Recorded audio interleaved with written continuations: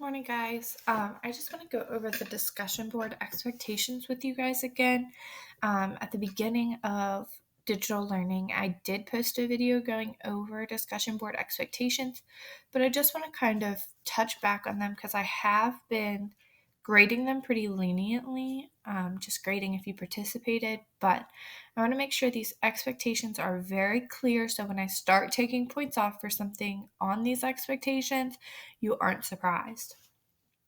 So, my expectations when you participated in a discussion board. First of all, the purpose of a discussion board is so you can help each other and learn from each other. So, your comments should be meaningful and your post should be meaningful. You need to try. I will always give you the opportunity to redo a digital assignment. So, try your best and putting I don't know or which I'm going to add to the don'ts. But putting I don't know or I don't understand the question is very unacceptable when I am very reachable. If you send me an email, a private comment, or message me on Google Hangouts, I answer very quickly. So, saying I don't understand the assignment is never acceptable for an answer. You need to reach out and ask for help. I can't read your mind, and it's even harder when we're online. Because in class, sometimes if you're sitting there not doing it or you have a look on your face, I know to come ask you if you're doing okay, but I can't do that when we do it through the computer. So you have to take responsibility and reach out for help. You will receive a 0 if you put I don't know or I don't understand the question until you correct it. So if you need help with an assignment, please reach out. All right, so back to our expectations. You can read through these also on your own, but I'm going to read them to you just to make sure we all understand. So, you'll be expected to participate in every discussion board that is assigned. There was a discussion board assigned on our first day of digital learning that I know a lot of people did not get to because either you didn't have technology set up yet or you weren't sure if we started digital learning. You need to go back and do that one because it is a grade.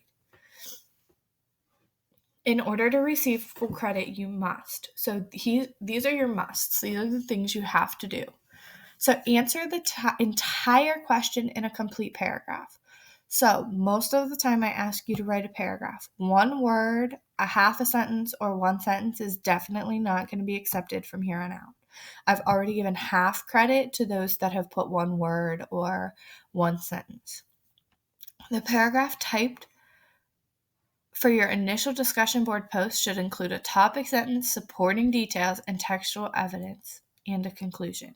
If you do the RACE strategy, you have all of these. Your topic sentence is you restating that question and answering your question.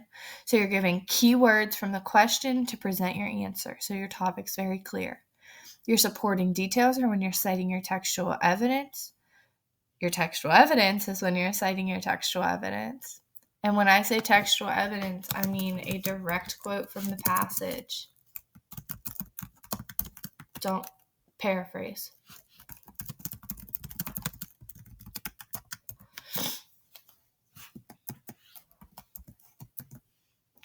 And a conclusion. And that's just when you explain how your textual evidence supports your answer. That's your conclusion. You're wrapping it all up, making that connection. And you must answer each part of the question. Sometimes there are multiple parts to the questions posted, so you need to make sure you're answering all parts of the questions. Read them very carefully. Now, the second step is when you're replying to your peers. I've had you reply to 2 peers and I've had you reply to 1 peer. From now on, you're going to be replying to at least 3 of your peers. And your posts must be 2 to 3 sentences in order to earn 5 points for each post. So if 3 posts to your peers are each worth 5 points, that's 15 points of your grade. These are going to be 25 points, which are going to be hefty. Most of your assignments are 10 or 15. So these are kind of like your quizzes. So whenever you're participating in these, you need to make sure you reply to 3 of your peers, and all you have to do is hit the reply button. And your replies have to be 2 to 3 sentences, which means you have a capital letter, a period. It has to have a subject, a verb, and a preposition or more to the sentence explaining. Now, when you're participating in these replies, here are 3 things you must do. Each reply must be a minimum of 2 sentences. That's posted in step 2. Your comments must be on task and constructive. So if you're asking someone about their day, that's going to get you a 0. And take a look at the do's and don'ts for participating. I'm going to fix this because there's a little bit more than just replying.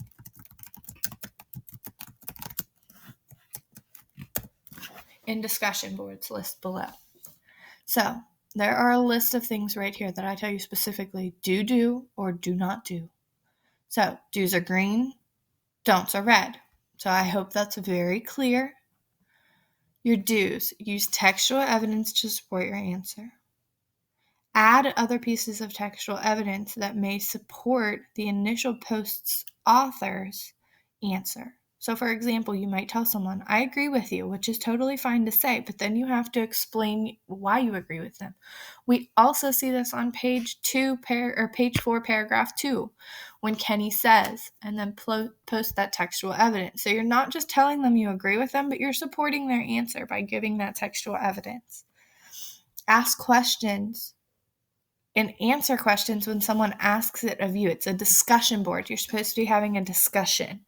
So if someone says, hey, I don't quite understand your answer, could you explain to me? I'm not sure about this part. Go ahead and answer them. You can ask, if someone didn't cite their textual evidence, ask where they found their answer. That will maybe help them or prompt them to fix their answer before I grade it. And you may ask any question that is constructive or on task. So if you have another more specific question to their answer, you may ask it, but make sure it's constructive so it's not wasting time and it's on task, meaning that you're on topic.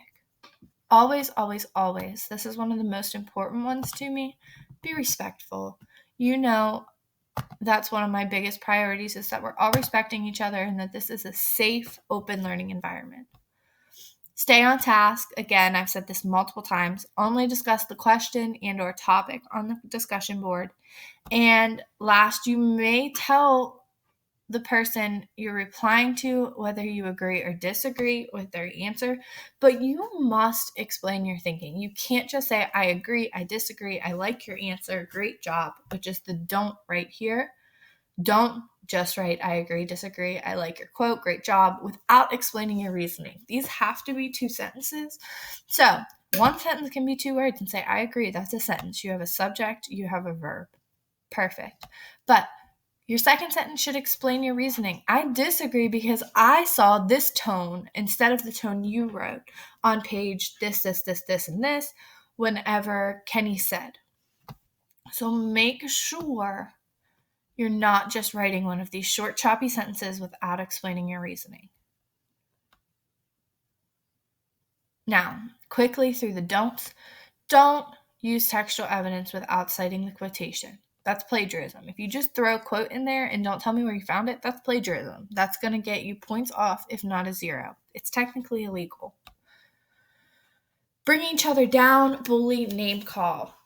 Goes along with my do of be respectful, and this will result in a 0. If your comments are negative or bringing someone down without just saying I disagree and telling why, you're going to get a 0. You need to be respectful. Use the same reply on different posts. So if you say, I agree, you shouldn't write, I agree on 3 other posts that have different meanings, because I don't think you agree with 3 different ideas or 3 different answers. And you can't just write, I agree in the first place. So do not copy your answer or your reply, and post it on 3 different posts and expect to get credit. I do read these. I do go through them, so you will get caught.